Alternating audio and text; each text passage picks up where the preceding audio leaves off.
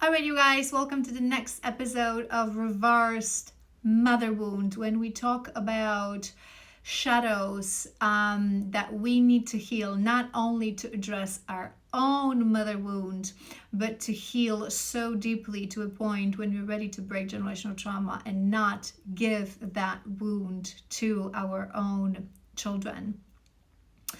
I've done a introduction to this series. If you're interested to know more, you should totally watch that and the previous episodes. Today we're going to be talking about connecting versus attaching.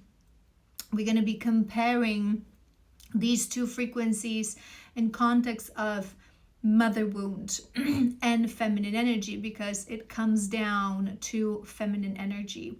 A feminine energy, when it's healed, when it's divine, when it's balanced, it does not raise children with a mother wound. What creates that wound is the distortion within the feminine energy. So as always, in context of connecting and attaching, the distortion of the feminine energy will appear on the screen, so you can examine these shadows within you.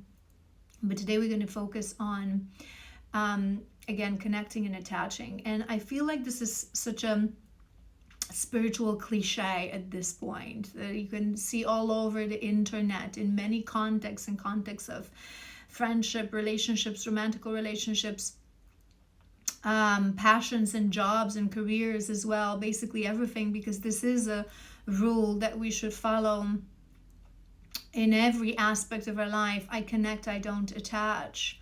However, unfortunately, many people, as with most of these spiritual cliches, they see it online, they repost it, they share it, they talk about it, but not really many people fully understand what does it mean to embody the connection, not the attachment. And we talked a little bit about codependency in last episode, in yesterday's episode, so you can watch that as well for deeper context. All these things will be interconnected.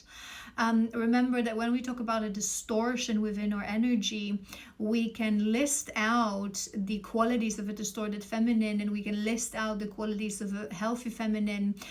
It's something that you can also read about on my website in Divine Love section. I've listed all these qualities within there, and you can learn a lot about both masculine and feminine energy in distorted and in divine state.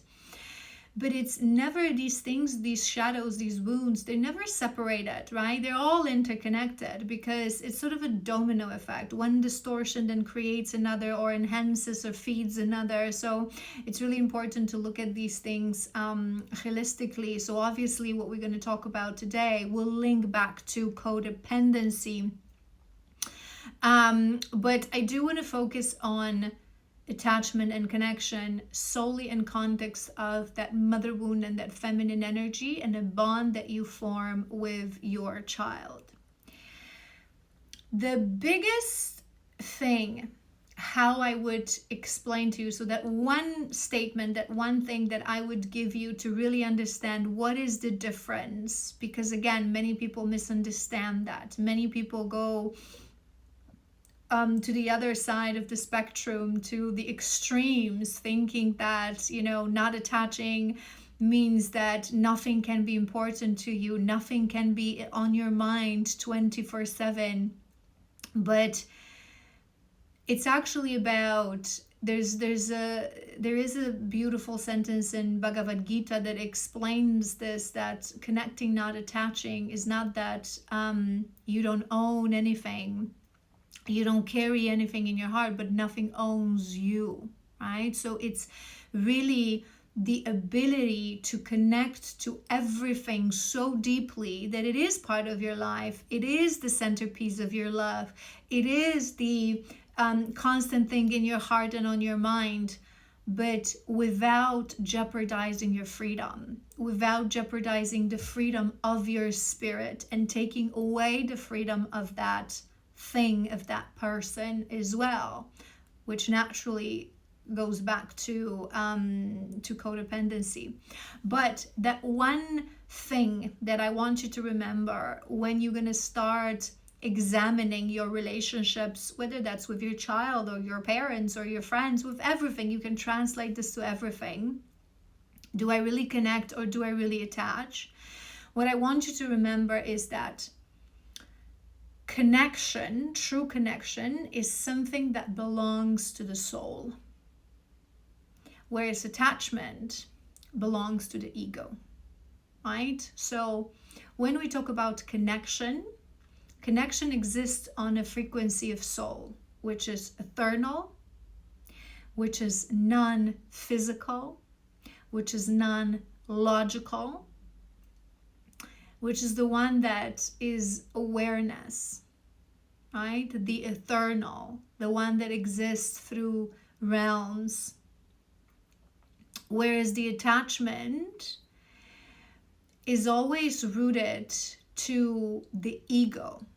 So we're going to be talking about conditioning, expectations, how you think certain things should look like, how you think certain connections should look like.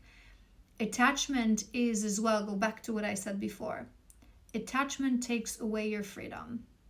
So when we really connect to something, someone, even towards ourselves, we can examine that. Am I connected to myself? Is my awareness and my consciousness connected to my human persona? Or is there an attachment? Because when we connect,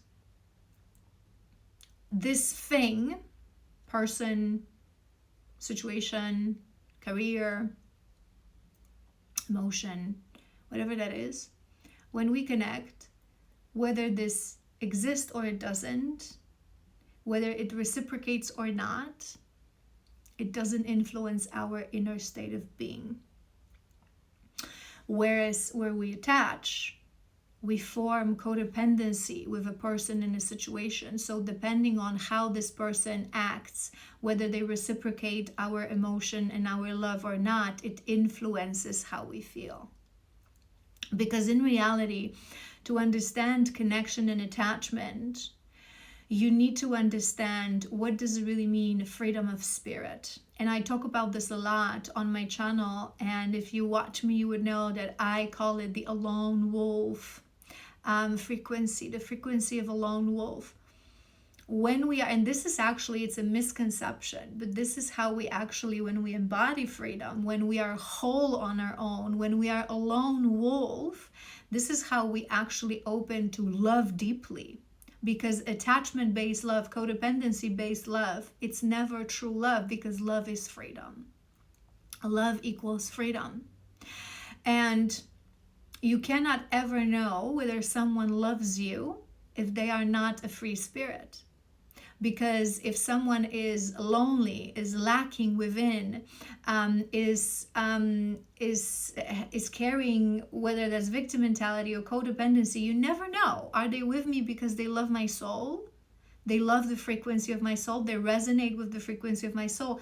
Or they love me because they don't even know how to exist on their own. This is why I teach you guys that the alone wolf, which is also a concept that is often misunderstood, true alone wolf, embodiment of a lone wolf, is when we are whole on our own.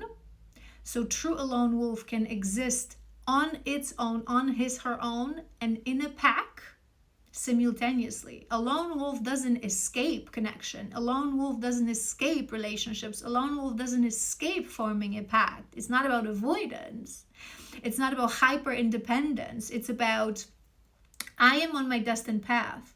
I am whole and perfect just the way I am on my own. I am not lacking anything. Everything that I need, love, fulfillment, validation,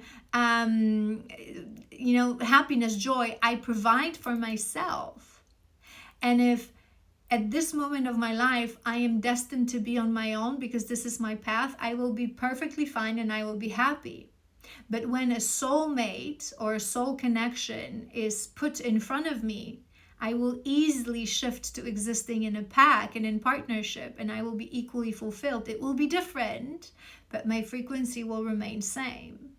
And now, when this connection is taken away from me, I will continue to be okay. Obviously, I am a human being, so we are allowed to have emotions. So I can have a moment of grief, of sadness, of heartbreak, of feeling my emotions, of, going through all those stages of grieving and separation. But ultimately, I know that I will be okay, because although I connected to someone and they now are gone, I connected to their soul, to the eternal part of them. So I will always be connected to them. And the physical part is no longer with me for whatever reason, because we separated or they passed away, whatever that is. But I will find it within me to go on and reinvent myself, to continue and go back to that balance, to that peace, to that centered. And to some people it may seem logical, to some people it may seem not achievable. Trust me, it is achievable, because this is a natural frequency of a soul. Soul remembers and soul understands that soul is eternal. Nothing that is truly yours can be lost in the spirit realm, outside of the physical realm, right? So that's the context of attachment and connection. I hope at this point you sort of feel into it. If not fully, maybe rewind to the beginning and listen to me talk about this again. You can close your eyes, really feel into it. We connect through soul, the eternal part of us. We attach through ego, the mortal part of us, the physical, tangible, touchable part of us. So how does it sort of manifest in context of motherhood and feminine energy, specifically in context of motherhood? I want to give you two cases where I see, you would know at this point, obviously, what does it mean, right? So you will be able to translate it on a generic level, but I want to give you two specific examples to show how it looks like when a mother attaches to a child instead of connecting. So starting from a point when we explain, and I think I've touched on this a little bit in previous episode, a mother who is a divine feminine mother, who understands the truth of life, that we are souls living human experience, that there's a part of us that is eternal, the awareness, right? The one that is linked to the supreme consciousness, where we all interconnected, we are the universe, the wisdom of life that a true divine feminine carries. She understands that this little beautiful soul that just came through my portal into this world, that soul chose me as a mother. We have a soul contract for a reason that I may not understand at this point, because I don't remember as a human being, and that is absolutely okay. We don't have to know it all. Part of life is that it's a mystery. But I understand that this soul chose me for a reason. It doesn't necessarily mean that this is my soulmate. It doesn't necessarily mean that on a frequency of a soul we will fully understand each other. It doesn't necessarily mean that we will have a deep soul bond. Perhaps in another life, I've never encountered this soul before. It's our first rodeo. Perhaps we have a history of different connections. So the first detachment that you have to do is from the bond mother and a child, because that bond exists in this lifetime.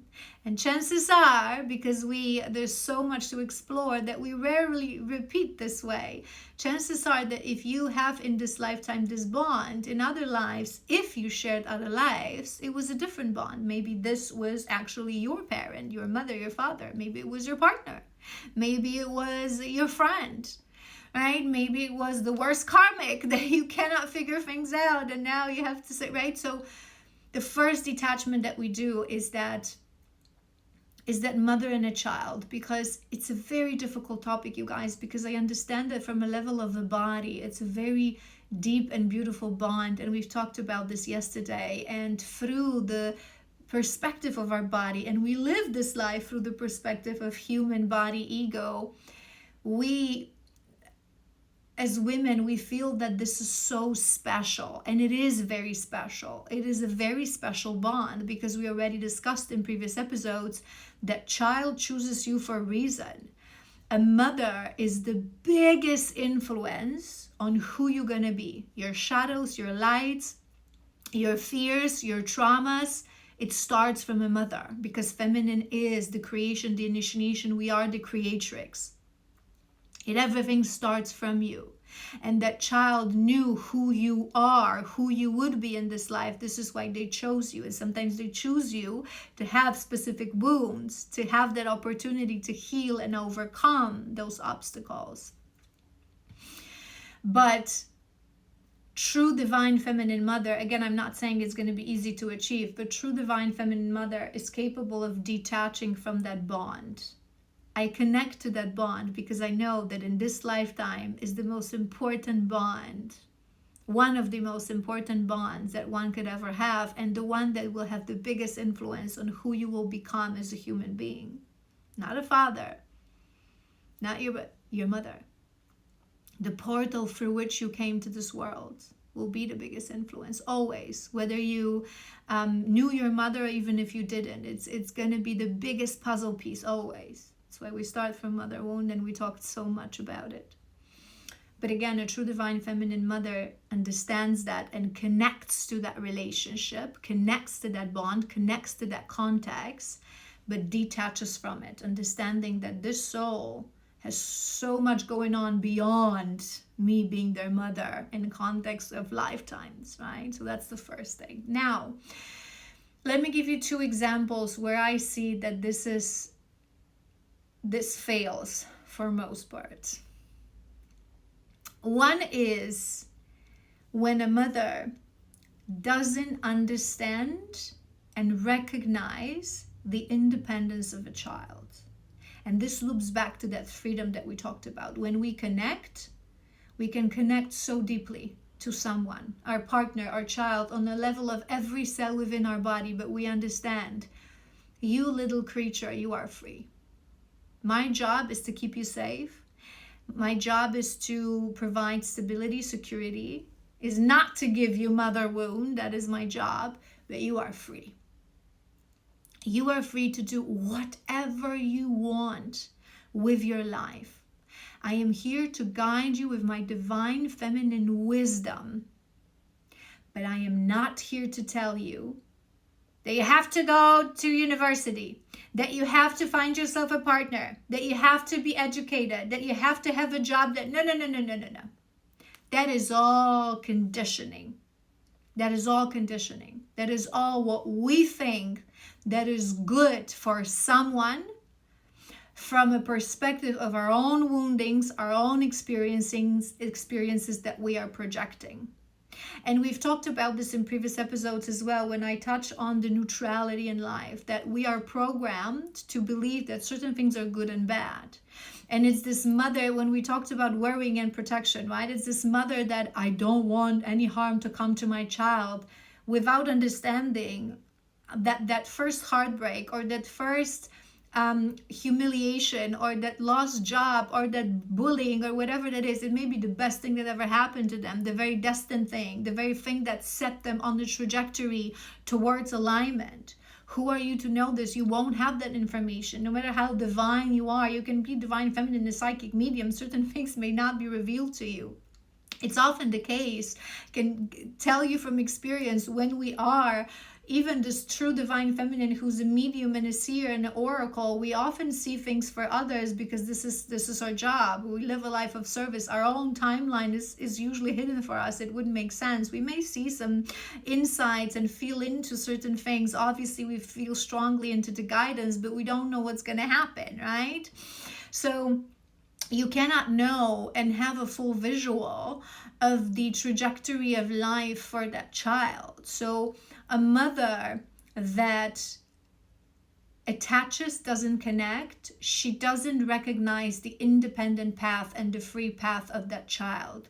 She comes from a place of thinking that I know better. And let me break this to you, my friend. It is not true. Yes, if you are a mature, true, divine, feminine woman, you will hold the wisdom that you can share with that child. You will hold the wisdom of life. And a very big part of being a mother is to share that wisdom. But there's a difference between wisdom, true divine wisdom, and projections and conditioning, right? So a true divine wise mother understands that a child is free. I love you unconditionally. You can choose whatever you want. You can want to be a rock star. You can want to be a, I don't know, a waitress. You can want to be someone who will never work. You can be a space explorer, whatever, right? It is your conditioning for most part that makes you think that you know better what will make that child happy, because you only have your own perspective if you yourself are attached to your life and not connected to the truth of life. And that's the biggest thing that I see, that mothers think that they know better, and they don't even realize how much of a projection that is. How many mothers, for example, you'll be surprised that I see that they've been heartbroken, that they've been wounded by their partners, oftentimes the father of that child, and they project this onto the child, saying, you don't need to get married, you don't ever need to depend on a man, you don't need to, because they themselves did not get it right. So you're projecting your own unhealed wounds, right? So it's important to understand that you do not know what this child chose for their life in this lifetime. What kind of a pain, what kind of a disappointment, what kind of a karmic connections. No, as a mother, you do not know better what partner will be a good partner for that child, what job will be a good job for that child, what path of studies. All these things are projections, always. Because a true divine feminine mother, if a child would ask you, do you think that this is the right job for me? There's never a yes and no in a divine mother advice. There's just a context. How do you feel into it? What are your motivations? Check in with your child. Are the motivations right? Be that oracle. Be the one that shares wisdom on how to think and how to take decisions, not what to choose. Whether this person is or isn't good enough for you, whether this job is or isn't right for you, right? Whether this decision is or, it is none of your business. That is your attachment to the child and their life that makes you feel consciously, subconsciously, that you have the right to direct the trajectory of their life.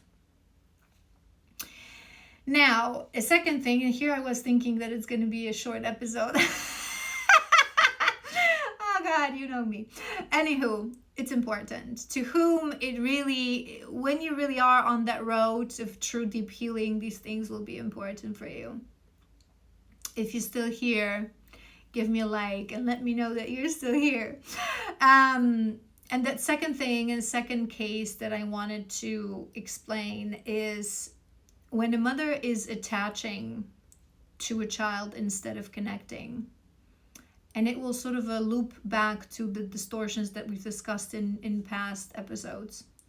She fights to play the key role in that child's life. So those are going to be your mothers that will tell you crap nonsense like, no one will ever love you like your mommy. No one will ever want so many good things for you as your mommy. Especially dangerous if you have a son.